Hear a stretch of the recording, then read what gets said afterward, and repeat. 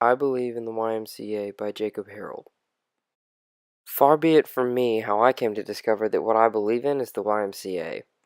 I mean, anyone who knows me knows that fitness is not quite my first priority. In fact, it may not even be a priority at all.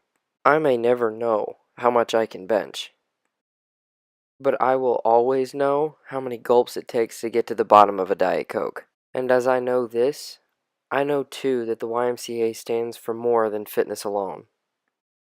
The YMCA will forever hold a special place in my heart for all that it does. True, most of us see the YMCA to be a place where, with patient perseverance, we have the limitless capacity to achieve the new me. But this is only where the YMCA began.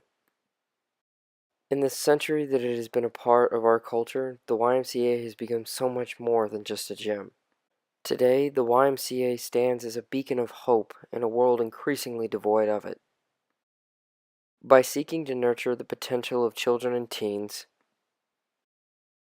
improving the nation's health and well-being, and providing opportunities to give back and support neighbors, the YMCA kindles the delicate flame of hope.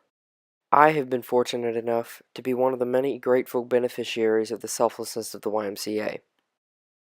The opportunities created for me through the YMCA's Kentucky Youth Assembly and Kentucky United Nations Assembly have created a potential for me that I might not have otherwise had.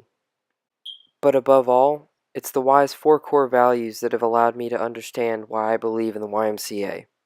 It is the promotion of these values that guide me, that inspire me.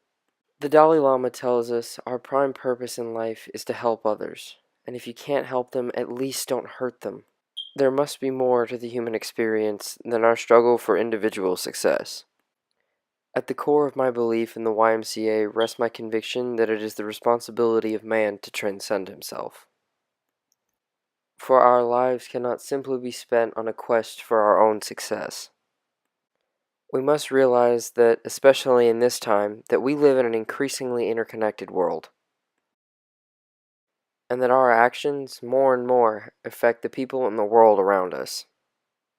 No longer can we stand idly by as injustices like war and poverty plague our fellow man, for we have the capacity to do so much with our own actions. It is the YMCA that can be credited for the promotion of human health on a global scale. And it has been the YMCA that has been able to free millions from the grips of poverty simply through their promotion of brotherhood among humanity. It is this promotion of brotherhood, this active pursuance of the mindset that I am ever my brother's keeper, and that we are all in this life together, that instill in me the belief that hope truly does spring eternal. In our lifetime, we have the ability to effect more change than any other form of life on this earth. And it is with this awesome power that we must assume equally awesome responsibility to one another. The YMCA continues as an infinite illustration that mere existence is not enough. No, it is how we exist, what we choose to do with our existence that truly matters. We must, as St. Paul calls on us to do in his letter to the Ephesians, be subject to one another. We must follow in the footsteps of our transcendent forefathers and lead lives greater than that of ordinary men and women, just as the YMCA has become more than just a gym.